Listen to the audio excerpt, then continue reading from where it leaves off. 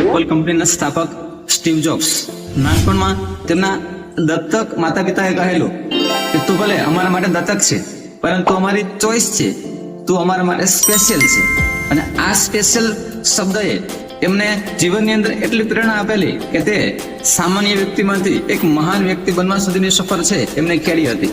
એક સામાન્ય બાળકમાંથી એક વિશ્વની ટોચની કંપનીના સ્થાપક બની ચૂક્યા.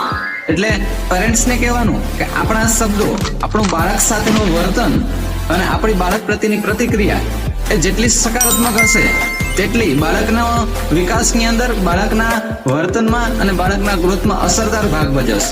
જ્યારે આપણે બાળકને કોઈ પણ વર્તન બદલ, કોઈ પણ તોફાન બદલ કે કોઈ પણ ક્રિયા કે પ્રતિક્રિયા બદલ તેમને લેબલ લગાડી દઈએ છીએ, તેમનું નામ આપી દઈએ છીએ, ઘણા બધા નામ આપી દઈએ છીએ, એ નેગેટિવ નામ છે એ બાળકને અસર કરશે.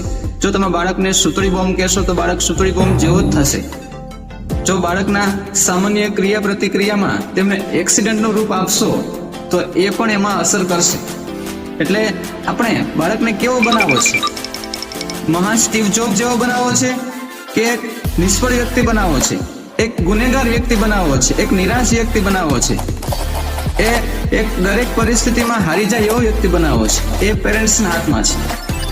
પેરેન્ટ્સ ધારે તો મહાન સર્જક બનાવી શકે છે, પેરેન્ટ્સ ધારે તો મહાન સાયન્ટિસ્ટ બનાવી શકે છે, પેરેન્ટ્સ ધારે તો એક મહાન વ્યક્તિ બનાવી શકે. બાળકના દરેક વર્તનની અંદર પેરેન્ટ્સને એમાં શ્રદ્ધા અને વિશ્વાસ સાથે એમાં એક આર્ટિસ્ટ દેખાવો જોઈએ, એક ઇનોવેટિવ દેખાવો જોઈએ, એક ક્રિએટિવ દેખાવો જોઈએ.